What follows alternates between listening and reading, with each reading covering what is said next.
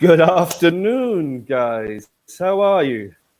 Hello, Good everybody. afternoon, Alex. You all right? Hi, Richard. I'm fine. How are you? Not too bad. Great intro, eh? Excellent intro. Okay. Good afternoon, guys. It's Monday. It's 12 o'clock. I have no idea what the date is. With this lockdown, every day becomes like the next. But It's the 6th of April. It's the it's the 6th of 6th April today. already. Yes. Okay. All right. So, welcome to our business focus today. And the business focus is going to be about your company, or say our company. It's called your company. So, we are going to have a look at some business vocabulary and expressions and talking about a business in general.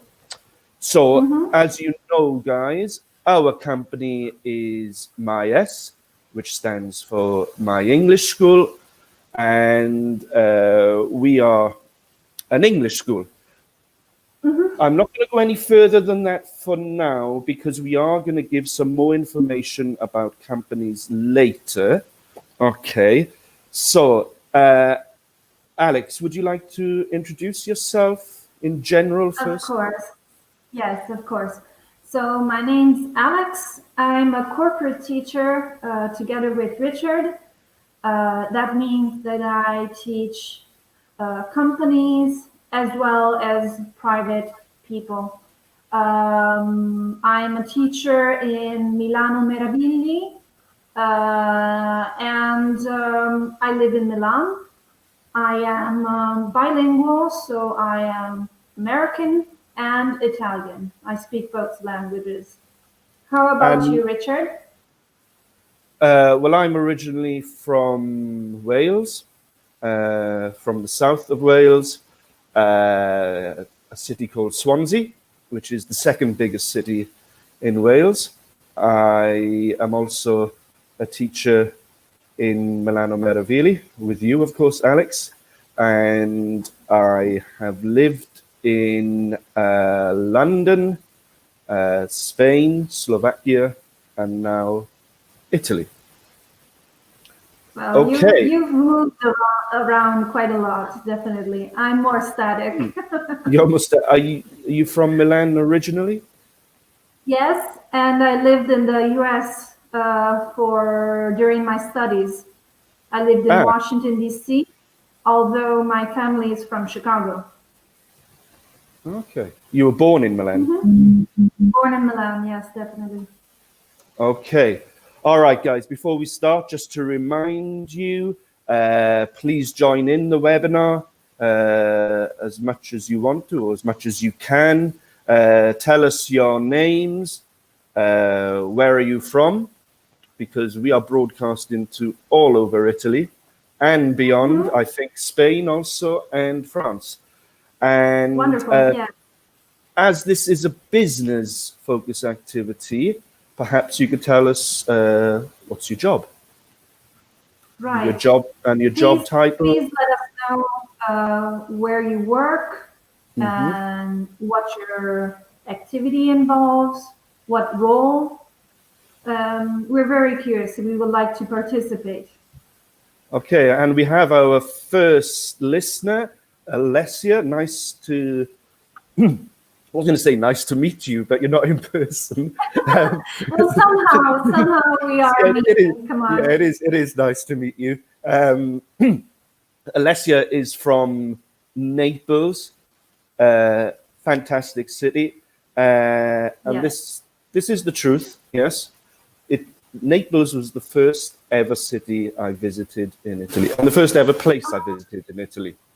Yeah, I adore Naples. I absolutely love it. about 20 years ago. So, Alessia, if you are working, please let us know what you do, if you have a job title, or if you're a student, let us know what you are studying and maybe what you hope to be in the future. Okay, shall we look at the next slide, Alex?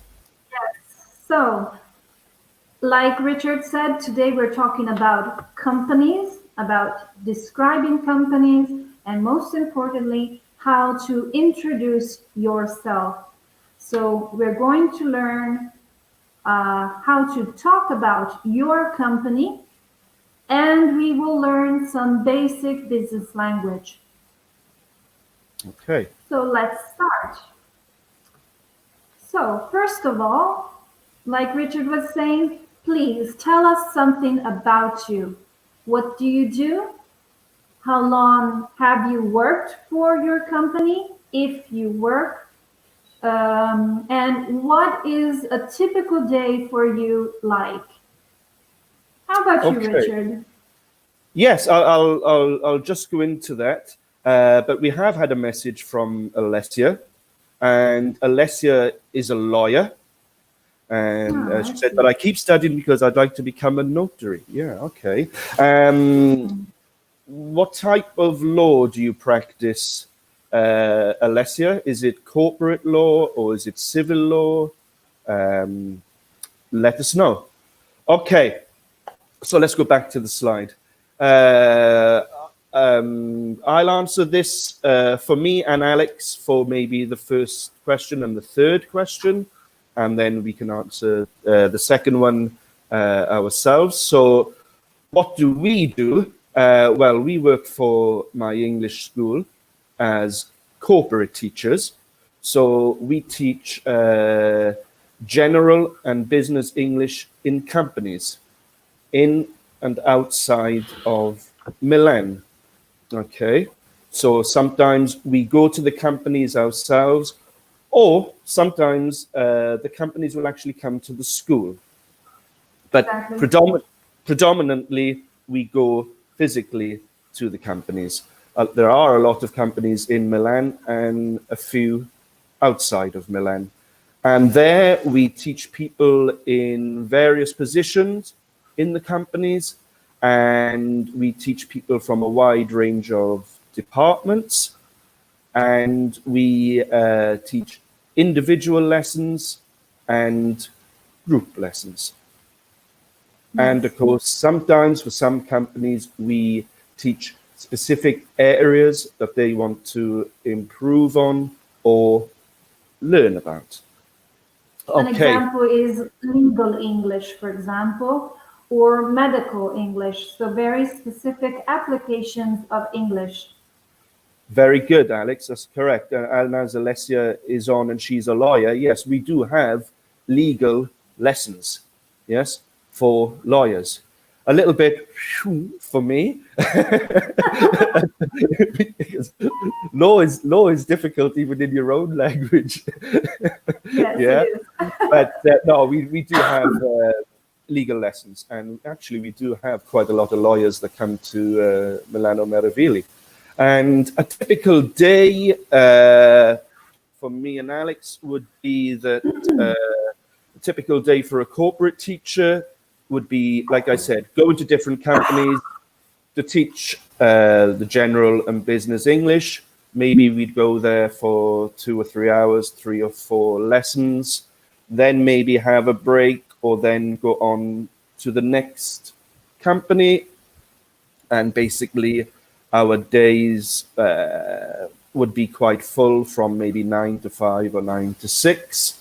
And sometimes we would also teach online lessons at school to other people in companies. Okay, Alessia says that she's a civil law, especially property and family law. Okay, and company law at the moment. Most into bank. Oh my gosh, Alessia, you cover a lot. That's great. It's very Okay, impressive and yeah, very good English, by the way. yeah, the English is perfect. Okay, and how long have I worked for MyS? I have worked for MyS coming up to in September. It will be 2 years. And Alex? I am quite a new addition, so I have been working for Myas for a couple of months. Okay, perfect. So let's have a Okay, look. so let's go on. And in this slide, you can see a typical company structure. So we can call the company structure organogram, or there are actually other ways of calling this. It's an organizing chart, organizational chart. It shows how the company is organized, starting from the top levels down to more operational levels. So Yeah, it shows the structure of the company and also the reporting structure of the company. exactly. Who reports to who, the different departments, which we will look at in a second. I hope you guys can see the diagram clearly. I can, so I'm hoping you guys can. So at the top, which is the main boss of the company, we would say the person in charge of the company, we have the Chief Executive Officer. Okay. And below that, we have some heads of departments, which we also called chief officers in general. And here specifically, we have their titles corresponding to their departments. So we have the Chief Operating Officer, the Chief Marketing Officer, and the Chief Financial Officer. Okay, perfect. And underneath that, Alex? So underneath, there are, like we said, the more operational levels. So below the chief operating officer, there will be an operations manager, and below him, the operations assistants. So we can say that the operation assistants report to the operations manager, which also reports to the chief operating officer. We have a similar structure as well for marketing. So we have the chief marketing officer, or CMO, which is responsible for the marketing team. The marketing team is led by the marketing manager, which is responsible for the marketing assistant's jobs. So the marketing manager will assign tasks or jobs or projects to the marketing assistant. And finally, a similar structure for the financial officer. So the CFO, Chief Financial Officer, is in charge of the finance department, which is maybe led by a finance manager, and to the finance manager report the finance assistants. Perfect, well put. And before we look at the exercise, let's have a quick brainstorm of some other departments we may have in a company, and maybe just review what these showing here do. So a finance department will look and be in charge of things like accounts and invoicing. Okay. Operations is normally the daily activities of a company. Okay.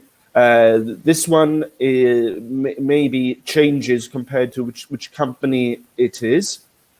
Okay. Marketing, Alex, you're the expert on this more than me. Yes, I used to work in marketing, and generally marketing, it can change from company to company. Sometimes it's sales and marketing, but generally it entails communication and advertising, internal, external communication, online, offline advertising. It really depends from company to company. Okay, and what other departments do we have in the company? Let's have a quick brainstorm. We have the HR department, which is short for human resources, and the human resource department does things like recruitment and training and basically anything to do with the staff of the company. It's what we call staff welfare. Welfare means looking after the staff. So they would also deal with things like the pay of the staff, the bonuses, yes, benefits, rules and regulations for staff, training, yes. Okay, we also have research or research and development, which is also called R&D. And here they will look at to maybe invent new products, improve products, quality control products. Okay. Then we have production, which is basically making the products. Yes, you could have part of production will be things like factories and production lines.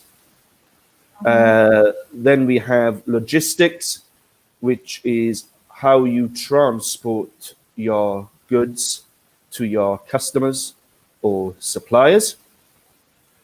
Then you have your sales department, which is finding customers, keeping customers happy, selling new products, many things. Then we have, as Alex said, marketing, which she explained very well. IT, which is information technology, which is basically computers, where you have maybe IT support and they will maybe show you how to use the computer software required by the company. Last but not least, we have customer services, which look after customers. And the type of things you would have in customer services are help desks and facilities where you can maybe get advice from the company on products and help. Okay.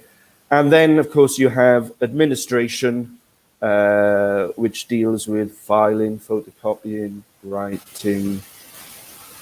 Okay. Taxes. Taxes, of course, there is, yeah. as we have Alessia with us, of course, there is the legal department, and that often is a transversal function that serves, such as also human resources and administration. They serve the whole company and the different departments of the company. So a legal department will have to do with taxation. It will have to do with, for example, brand protection, patents, and all that revolves around the law, company law especially. So, Alessia, it's definitely you know more than we do on this topic. Help. Help, Alessia. You know the legal stuff. Yeah. Okay, let's have a look at the exercise. It's quite yes. So now that we have explored the organogram, let's test our knowledge. So, question number 1. What is Rick's position? We will just give you a few seconds to give us an answer. Or if you want to answer all 4 questions, please do in the comments. Okay, shall I go? Yeah. All right. Rick's position. I need to look myself. He's the chief operating officer. Okay. Yes. And who is the CEO, Alex? The CEO is Jim. Okay. Right on the top. Perfect. And who reports to Steve. So Steve is the operations manager, and he has 2 assistants. So the operations assistants report to the operations manager. Perfect. So he reports. And finally, who is in charge of the marketing department? Mark. Yes. What? No, I'm just having a look. Sorry, no. My eyesight is Mark, not so good. It's okay. Mark is in charge of the marketing department. So he is the Chief Marketing Officer, CMO. Okay, and Alessia has just sent a comment to say COO, so he reports to the CEO and receives info from the manager. Perfect, Alessia. Perfect. Very good. Good. Very good use of phrasal verbs, so to report to and to receive from. So these are all very good vocabulary to use in business context. So now is your turn. Explain the organizational structure of your company. So this is just a review of what we have just seen. So you have on the left the job titles from the lower levels to the higher levels, so up to the president or CEO. Please pay attention that not in all companies these roles are the same. So there may be a president and a CEO. And on the right, there are some prompts that allow you to talk about what you do or who you manage if you manage staff. Okay. So for example, yeah, read maybe you, Richard. No, perfect, Alex. A good point also. We have the job titles on the left. Of course, depending on the company, you might have all of these. Some of these, it just really depends. And you might have slightly different phrases to describe very similar positions or the same positions. When I first started to work, human resources was known as personnel. Right. So when I first started working, I started to work in personnel. Then 5 or 6 years later, they changed the name of personnel to human resources. So it can change from company. Sometimes now in some companies, they call it human relations. Oh. Yeah. Oh, wow. Yeah. So. Yeah. So, okay. And just to review. To build, we foster relationships.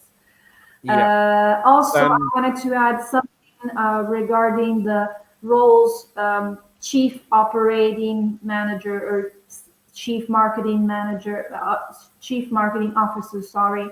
So all the CMOs, CFOs, and so on, more frequently now than before, you may have this role called head of marketing, head of sales. So also this title is changing. Perfectly. Very good. Okay, so let's just have a quick review of some verbs and some meanings before we do this exercise on the right. So we have the verb to manage, very similar as to be in charge. Okay, normally when you manage maybe a team of people, more than one. Okay, in charge of a department is normally when you're in quite a senior position, quite a high position. Right. And again, you maybe are in control of that department. To report to, normally it's when someone is higher than you, okay, and you are producing work for someone else, and they are in a more senior position than you, so you report to. Responsible for, that's the daily tasks and daily jobs that you have to do in your work. Okay, and to supervise is maybe more more more of a familiar term with maybe production. Yes, when you're observing people that they are doing things correctly, or you're watching over people. Okay, but as Alex said, also some of these words maybe have slightly different meanings in slightly in other companies. Okay. We have a comment by Alessia. So talking about head of department, are we referring only to the chief position or even to the manager? Well, to answer this question, it really depends on the size of the company.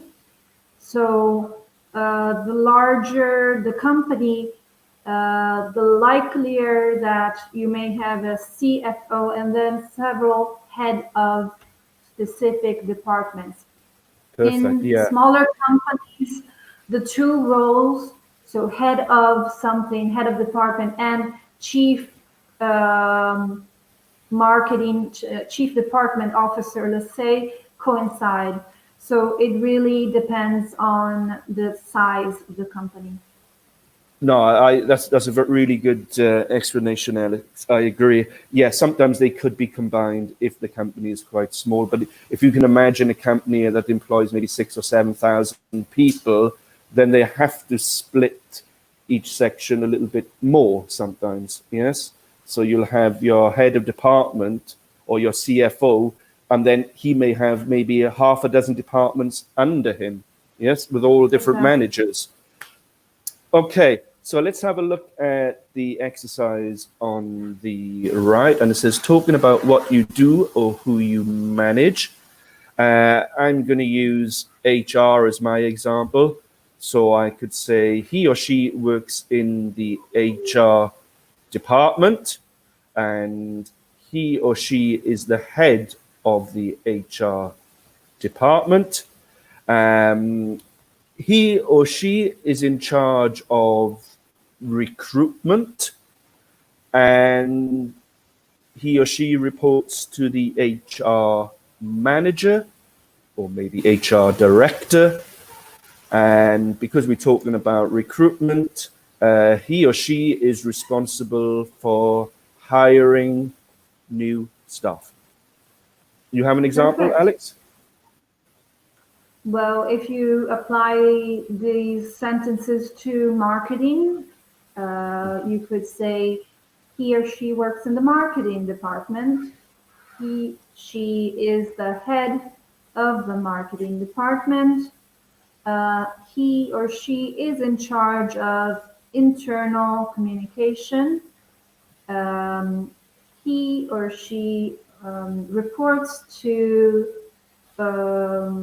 it could be the CMO or the chief marketing and sales officer. As I said, often these functions coincide, and he or she is responsible for press releases, corporate communication, and basically internal communication. Wow.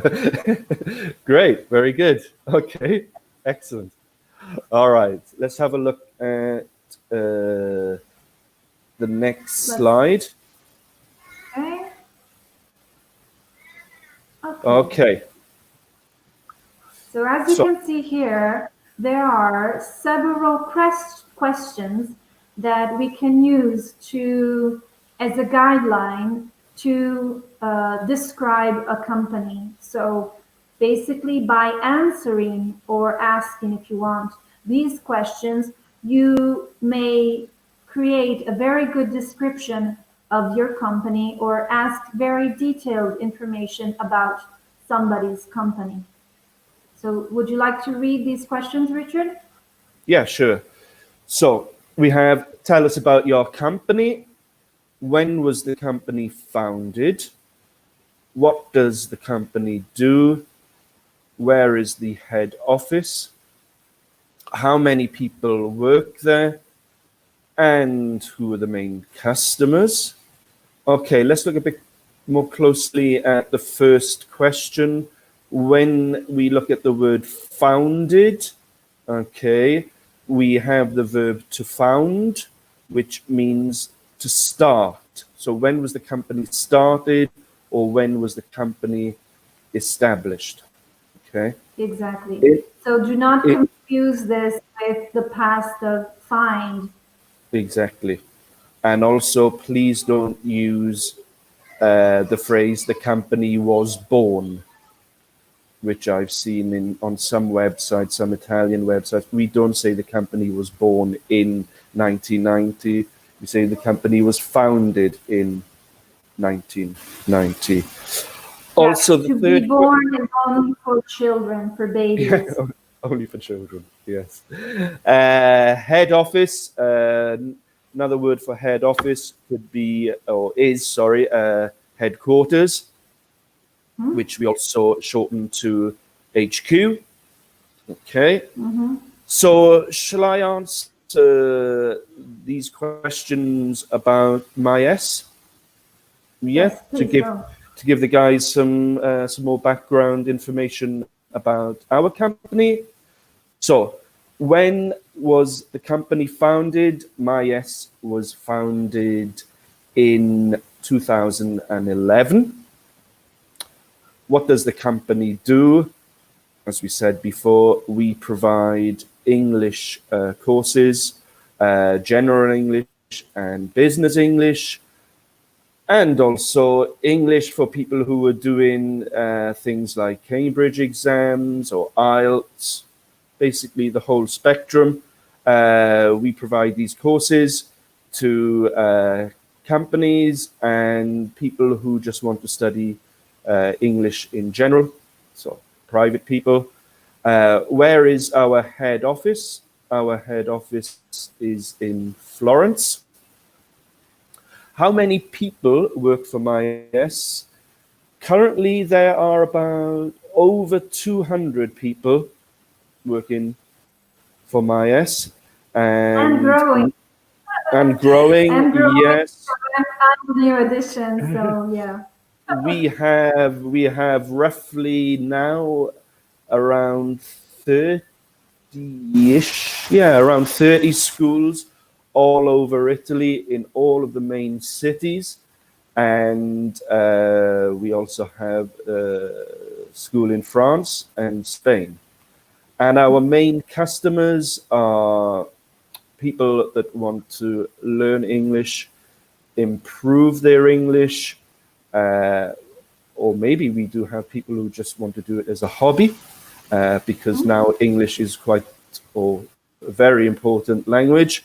We have a lot of students who also want to learn English for maybe a future career, and we have companies who want to improve their English because now English is used as an official language for a lot of companies, international or domestic.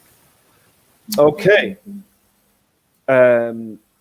Alessia, if you want, I'm not sure whether you do work for a company, but if you want to give us some information about your company, please do. Okay. Yeah. Should we look at the next Okay. slide? Yes. So before this job, let's talk about where we come from professionally. So, Richard, where did you study before you started working? Okay. So, I basically studied at school. I didn't go to university. I got my I did actually go to a college. No, yes, I went from school to college, and I got some formal qualifications from there. And 19, I started to work for the government. I worked for central government in London. Yeah, did I specialize in anything at school? I specialized in music and mathematics, and for the government. Did I specialize in anything? Yeah, basically I did HR, finance, and I did a lot of defense work. That is quite a wide combination. I am very impressed because, especially, I'm impressed by the connection between music and math. So you can find a lot of connections between the two, even if they're not maybe immediate. But it's quite interesting that you have developed both your creative and more rational side. It is a good point actually, because when you do think about it, yes, you know, in mathematics you have to like have solve a lot of problems and there's solutions and so. When you read music, you're doing very similar sort of thing, yeah, in a Yes, different yes. way. But And each sound has waves, has a different weight. hmm. So music is kind of a mathematical formula in some way. No, exactly. That's No, interesting. exactly. So there, yeah. The more I thought about it over the years, it's like, yeah, well, actually, it sort of makes sense that maybe I did both, even though they sound very different. What did I do before my current job for MyS? I worked for a food distribution company in Spain, in Malaga, and we imported foods from all over the world into the south of Spain and supplied restaurants and bars with this food. Our our our main food was Indian, so we imported a lot of rice and spices and everything to do with Indian restaurants. And I was in charge of logistics. It was quite a small company, so there weren't terms like CMOs or CFOs or anything like that. Right. But we had about 10, 15 people working there. Um, so I was in charge of logistics. I also did some sales and also sourcing new products. Also doing maybe a lot of market research of what the How can customers. how can we call when a company sources products or supplies from other companies? In larger companies, this has a specific function. So we could say that that is the procurement office. So Yes. basically, it's the office entitled with buying supplies, buying material from the external, so from other companies, basically. So in larger companies, that has a specific name. So what about you, Alex? What about Yes. before this Well, job? I studied in Milan and in the United States. Basically, my studies revolved around communication. I studied both public relations and advertising, and then specialized in uh, marketing and public communication. Before my current job, I was employed in two large Italian companies, both dealing with marketing services. The first was the Yellow Pages in Italy, and then I worked for a very big Italian publisher, so more in the editorial field. And do I have any other experience? Well, I have a very small experience while I was studying, I worked for one summer for the Canadian consulate. Ah, So that was just a teeny tiny experience between studies that I have. That's it. okay. I didn't answer that question, did I? Do you have any other experiences?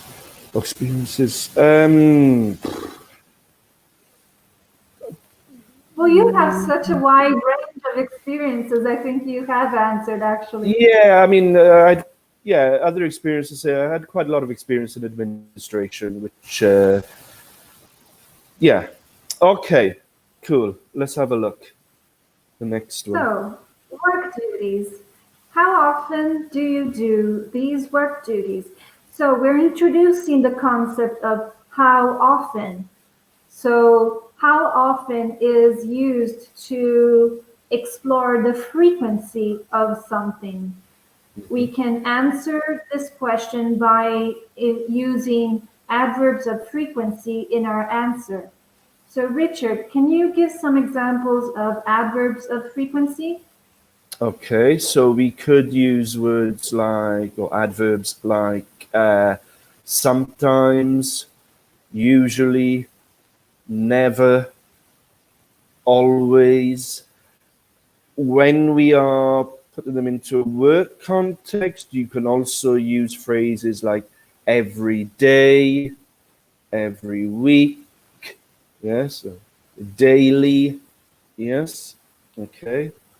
Exactly, exactly. So Um, all these words or expressions communicate how frequently you do something. If something is very frequent, so you do it always or every day, down to sometimes, so only a couple days, to never, which is it. You never do something; it doesn't happen. yeah, zero. Zero. Yes. So, so how frequently do you do these work duties? Before answering, let's look at these activities. So, attend meetings, make phone calls, send text messages, send emails, interview people. So, let's look at the first one, attend meetings. How else can we express this, Richard? Well, attend really is the formal verb we use with meetings, and basically it means how often do you go to meetings? Okay, so when you go to a meeting, you attend a meeting. So we or I don't attend meetings very often. I guess, Alex, we sometimes attend meetings. Yes, at Yes, school. Yes, yes. it's not always a daily or a weekly thing, but I mean, of course, we do have meetings. So we say we sometimes attend meetings. Yes, correct. Does attend meetings mean that you are actually conducting the meeting? No, if you are the person in charge of the meeting, the verb you would use is to chair the meeting. You have the noun a chair, and also you have the verb to chair, which is the person who is sitting at the meeting at the top of the table, and you have people side by side, and he is the one controlling, he or she, I should say, sorry, he or she controlling the meeting. So Yes, you'd so have you can to be chair. chair of a meeting. You can Also, be chair of a meeting. So you are the person conducting, or you can be chairing a meeting. So with the ing form of the verb to chair. okay. Make phone calls, Alex?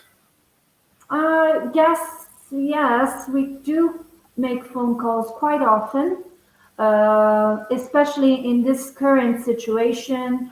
We are doing a lot of our internal organization processes by phone. So we call each other, we check on the lessons, on the topics, on the frequency, and we get the ball rolling. Okay. And I guess that answers the next one also, really. Yes. How often do we send text messages? I would say quite often. We usually send text messages to each other or our directors or other colleagues, just to keep everybody informed in the loop of things. Okay, emails. Al? Probably is what we do most often. It's the most frequent means of communication that we are employing, especially in the current situation.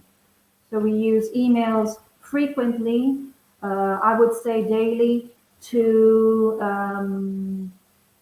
to stay in contact with our colleagues, to communicate decisions, to communicate procedures, and so on. Perfect. Okay. And finally, interview people.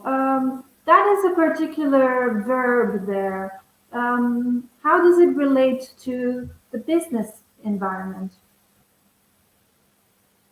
Well, here to interview is when you are looking for new staff or you've created a new position and you want to find the best person for the job. So you go through a process of interviewing people, which basically involves receiving CVs, curriculum vitae, or maybe if your company is LinkedIn, for example, you will use that to look and search for people for this position. And then from the CVs, you find maybe 3 or 4 people that you want to interview, which involves them either maybe a video conference or coming in person to see you, and you ask them a series of questions to find the best candidate. Okay, the last question.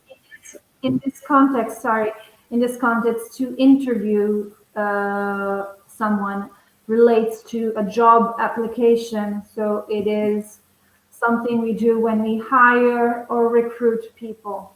We can use the verb interview, of course, in a wider context. So, for example, in the media, when there is a journalist who is interviewing someone, of course, he's not just offering a job, he's collecting information from a person, from somebody.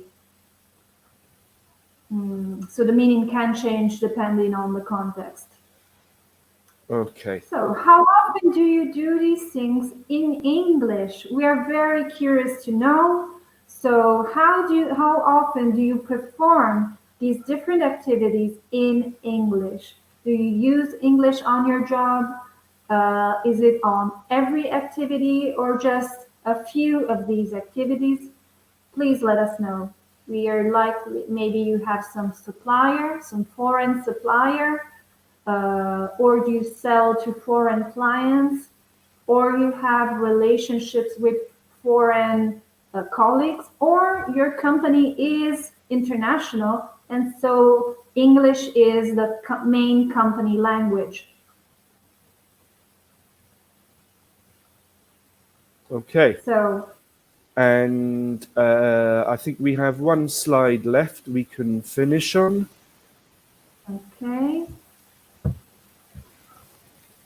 Okay.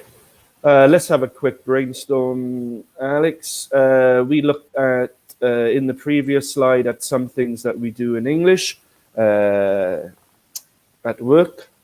Are there any other things that may be at work that requires English for a company? Well, you may consider activities such as writing reports or Very good. briefings. A briefing is when you you commission something and therefore you write the specifics of that activity you're requesting, or it can be a debrief briefing. A debriefing happens after a meeting. So you are summarizing the main points of the meeting that has just taken place. Okay. Other ideas, other activities can be video conferencing, so or having an online conference with your colleagues, especially in this current situation. And finally, maybe giving presentations. Do you give presentations in English? So can you think of other activities? I think I've summarized the main ones. I think you've done all of them, basically. I think Right. so, more or less. I mean, apart from what we had previously, yes. I mean, I think maybe presentations is quite an important one. Again, it could be very job specific. Yes, it depends what you actually do. Yes. If you have other activities, just drop a comment. We'd be curious to know. It could even be selling things in English. Yes. If you're a salesman and you have a product to sell or a service to sell, it could be I need to sell things in English. Yes. Okay, guys, I think we will have to finish there for today. Yes. Thank you all for joining us. We hope Yes. this lesson was useful for you. We learned quite a lot of things about companies, some vocabulary, looking at the different departments in companies, different reporting structures, and basically some good vocab. Okay, Alex. Yes. Just remember to keep on following Maes on YouTube. We have daily and hourly webinars on different levels and specific for business. So please continue practicing your English and keep on following us. And again, thank you for joining us, guys. And please take care. Okay. Bye, guys. Bye, Bye. everybody. Bye.